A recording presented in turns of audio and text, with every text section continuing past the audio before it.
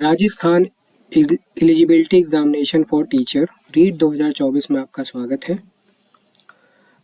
इस detailed video में मैं आप लोग को ये बताऊंगा कि कैसे रीट का एप्लीकेशन फॉर्म हमको भरना है। रीट एप्लीकेशन फॉर्म भरने के लिए आपको 2 स्टेप फॉलो करने पड़ेंगे। पहला स्टेप होगा जनरेट चालान और दूसरा स्टेप होगा फिल एप्लीकेशन फॉर्म।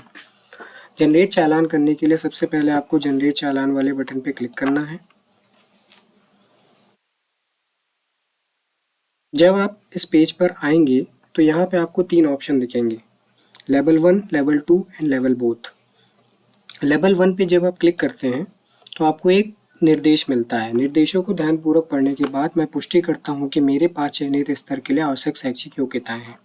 तो आपको सारे निर्देश क्लियरफुली पढ़ने हैं ध्यानपूर्वक और ये श्योर करना है कि जिस भी लेवल के लिए आप फॉर्म भर रहे हैं उसके लिए आपके पास आवश्यक शैक्षिक योग्यताएं हों।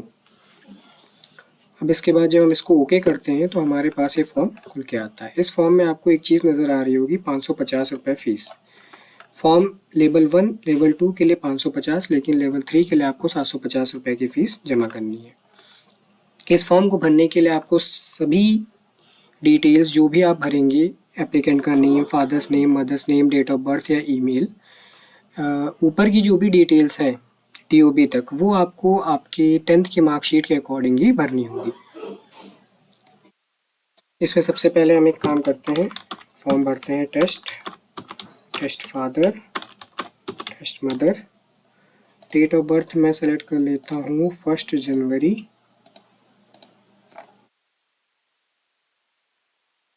सन 2000। ईमेल में मैं अपना वैलिड ईमेल नंबर डाल सकता हूँ, लेकिन मैं अभी डमी ईमेल नंबर डाल रहा हूँ। आपको अपना वैलिड ईमेल नंबर डालना है। इसके बाद नीचे देखिए प्राइमरी मोबाइल नंबर, ये वाला जो मोबाइल नंबर है प्राइमरी मोबाइल नंबर, इस पर आपको फ्यूचर में SMS आएंगे और अल्टरनेट मोबाइल नंबर भी आपको डालना अनिवार्य है। मैं यहाँ पे एक डमी मोबाइल नंबर डाल देता हूँ। उसके बाद मुझे कैप्चा कोड भरना होगा 44606208। इसके बाद यहाँ 550 रुपये की फ़ीस नज़र आ रही है और फिर हमें ऑनलाइन पेमेंट मेथड्स नज़र आएंगे। अब इस पेमेंट मेथड में हमें 2 ऑप्शन नज़र आते हैं, एक ऑनलाइन और एक ऑफलाइन। जब मैं ऑनलाइन सेलेक्ट करता हूँ तो मुझे 3 ऑप्शन नज़र आते हैं, HDFC, ICICI और BOB। इनमें से किसी भी बैंक के थ्रू मैं पेमेंट कर सकता हूँ। जब मैं किसी भी एक बैंक को सेलेक्ट करूँगा, उसके बाद जब सबमिट एंड पे पे क्लिक करूँगा तो मैं एक चालान वाले पेज पे रिडायरेक्ट हो जाऊँगा। उस चालान वाले पेज पे मुझे एक रेड कलर का पे फीस का बटन मिलेगा। जब मैं उस पर क्लिक करता हूँ तो मैं पेमेंट गेटवे पे रिडायरेक्ट हो जाऊँगा और वहाँ से मैं अपना पेमेंट सक्सेसफुली सबमिट कर सकता हूँ। जैसे ही सक्सेसफुली सबमिट हो जाएगा, पेमेंट डिडक्ट हो जाएगा, तो फिर हमारा जो चालान का स्टेटस है वो अपडेट हो जाएगा। अपडेट होने के बाद सीधे हम फिल एप्लीकेशन फॉर्म का एक बटन आ जाएगा और उस पर क्लिक करते ही हम एप्लीकेशन फॉर्म भर सकते हैं। लेकिन यदि आप ऑफलाइन माध्यम का यूज़ करते हैं तो वहाँ पे आपको एक ई मित्र का ऑप्शन मिलेगा। ई मित्र पे क्लिक करते ही सबमिट एंड पे पे जब हम क्लिक करेंगे तो हमारा चालान जनरेट हो जाएगा। यहाँ पे देखिए प्राइमरी मोबाइल नंबर मुझे ऑलरेडी एग्जिस्ट दिखा रहा है, तो मैं उसको चेंज कर देता हूँ।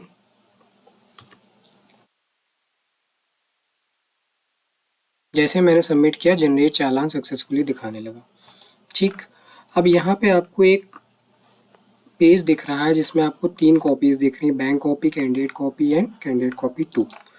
इस चालान को आपको प्रिंट करके ई मित्र के पास जाना है। ई मित्र जो है वहाँ पे आपका चालान का पैसा आपसे ऑफलाइन लेके यहाँ पे आपको एक ट्रांजैक्शन नंबर देगा और अपने स्टेटस को अपडेट कर देगा। फिर जब आप बैक जाएंगे तो आपको इस पे चेक फी स्टेटस करना है। जब आप चेक फी स्टेटस करेंगे तो आपको यहाँ पे पेड का ऑप्शन नज़र आएगा, मतलब जो भी आपका चालान नंबर है, चालान है, वो पेड हो चुका होगा।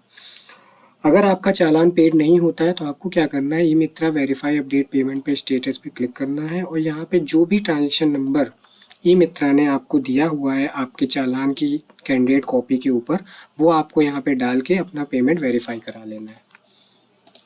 ठीक है, इसके बाद जब भी आपको चालान नंबर मिलेगा उससे आपको फिल एप्लीकेशन फॉर्म पे क्लिक करना है और यहाँ पे अपना सेलेक्ट करना है।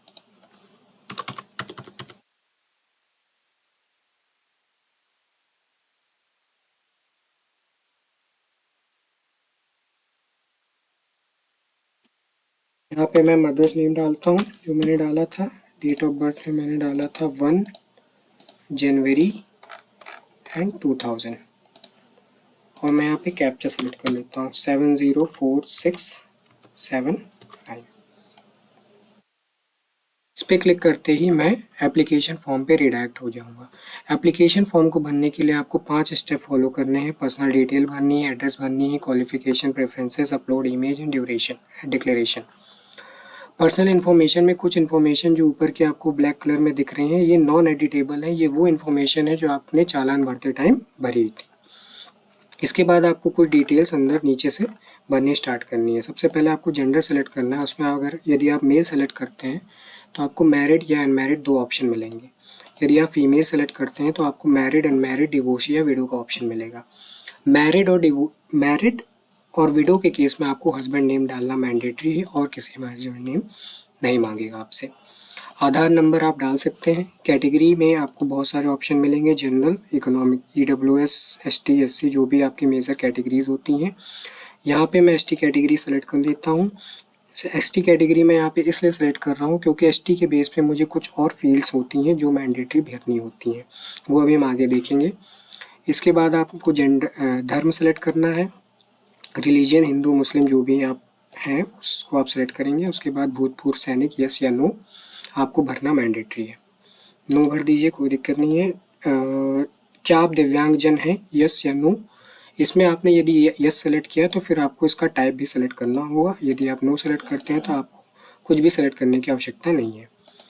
फिर राष्ट्रीयता में इंडियन आपको सेलेक्ट करना है। क्या आप राजस्थान के निवासी हैं, ये आपको सेलेक्ट करना है। यदि आप यस सेलेक्ट करते हैं तो आपको बोनेफाइड स्टेट और डिस्ट्रिक्ट सेलेक्ट करना ज़रूरी होगा। बोनेफाइड स्टेट में आपको राजस्थान मिलेगा और राजस्थान के ही डिस्ट्रिक्ट आपको यहाँ पे नज़र आएंगे।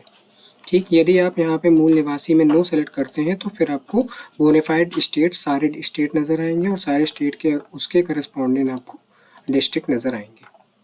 जो भी आपको सेलेक्ट करना है वो कर सकते हैं। यहाँ पे हम क्या करते हैं, यहाँ पे हम राजस्थानी सेलेक्ट करते हैं, उदयपुर हमारा। यदि हमने ऊपर ST कैटेगरी सेलेक्ट कर रखी है और नीचे हम राजस्थान के मूल निवासी में यस करते हैं और राजस्थान यहाँ सेलेक्ट करते हैं तो हमको TSP सहारिया या नो सेलेक्ट करना होता है। बाकी किसी और स्टेट के केस में ये ऑप्शन नहीं आएगा आपको। यदि आप ऊपर कैटेगरी सेलेक्ट करते हैं और यस सेलेक्ट करते हैं तो ही आपको ये ऑप्शन आने वाला है।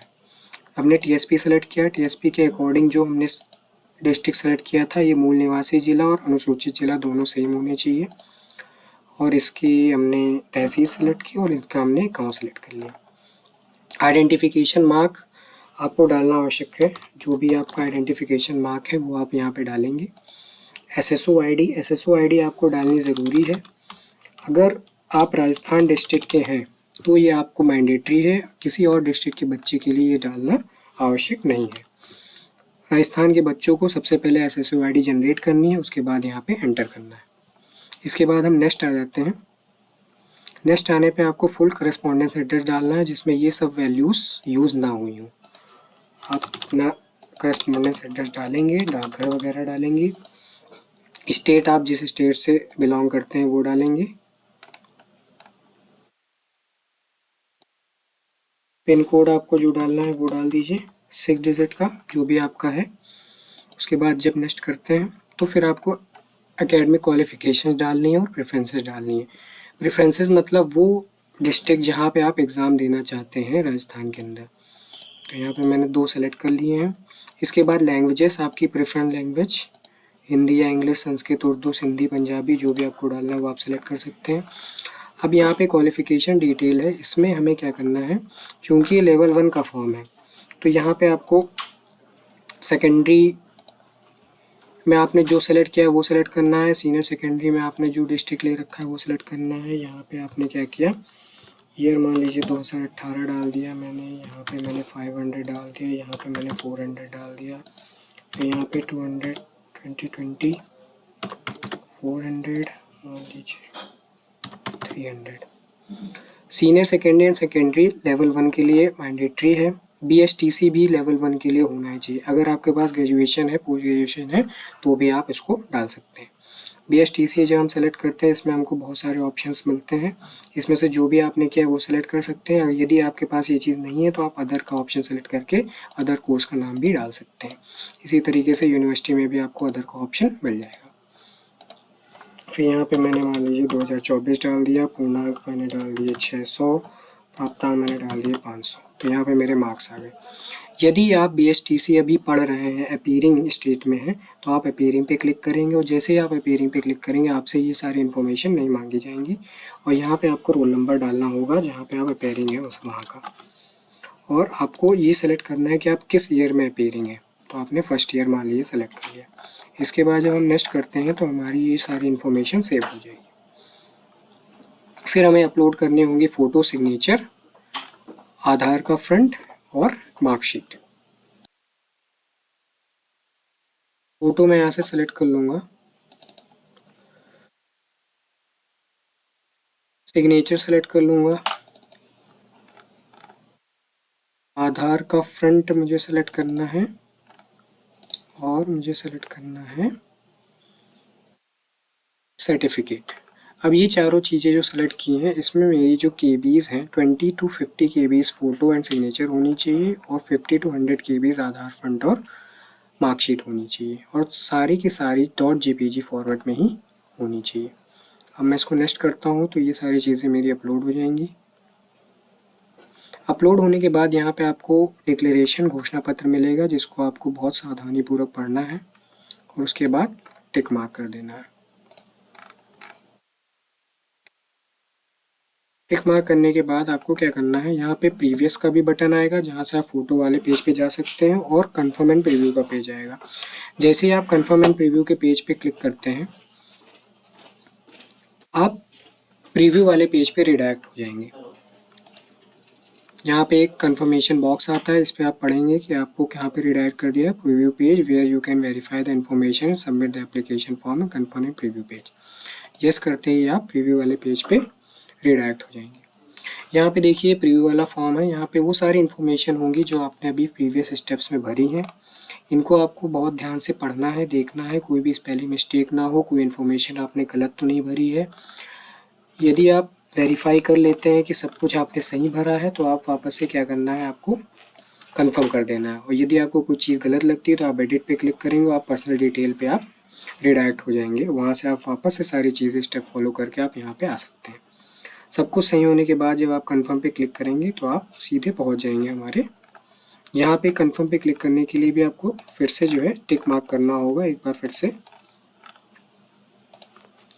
टिक मार्क करने के बाद आप कंफर्म पे क्लिक करेंगे और आप फाइनल प्रिंट पे पहुंच जाएंगे। कोई भी बच्चा प्रीव्यू करने के बाद रुकेगा नहीं, जब तक आप इस पेज पे आके फाइनल प्रिंट वाले पेज को प्रिंट नहीं कर लेते हैं तब तक आपका फॉर्म कंप्लीट नहीं होगा। ये आपका फाइनल स्टेप है, इसको करना मैंडेटरी है। इसको आप प्रिंट लेके अपने पास सुरक्षित रख सकते हैं और इसके साथ आपका फॉर्म कंप्लीशन कंप्लीट हो जाएगा। आपके पास एक SMS आ जाएगा कि आपका फॉर्म कंप्लीट हो गया और ये आपका एप्लीकेशन नंबर है। इसके बाद आप बैक टू पेज चले जाते हैं। एक चीज़ और मैं आप लोग को बता देता हूँ, अगर आपने ऑनलाइन माध्यम से कोई पेमेंट किया है और वो पेमेंट अभी अटका हुआ है या अपडेट नहीं हुआ है तो आप चेक फी स्टेटस पे जाएंगे तो वहाँ पे आपको एक चेक फी स्टेटस का बटन मिलेगा, पे एंड चेक फी स्टेटस। उस पर जब आप क्लिक करेंगे तो यदि आपका पेमेंट अपडेट नहीं हुआ है तो वो ऑटोमेटिकली अपडेट हो जाएगा, ठीक है। और इसके बाद आप रीप्रिंट भी यदि आप कभी लेना चाहें तो आप इस एप्लीकेशन फॉर्म का ले सकते हैं। जब तक वो फाइनल सबमिट नहीं होगा तब तक वो एप्लीकेशन सबमिटेड नहीं माना जाएगा, ठीक है। धन्यवाद।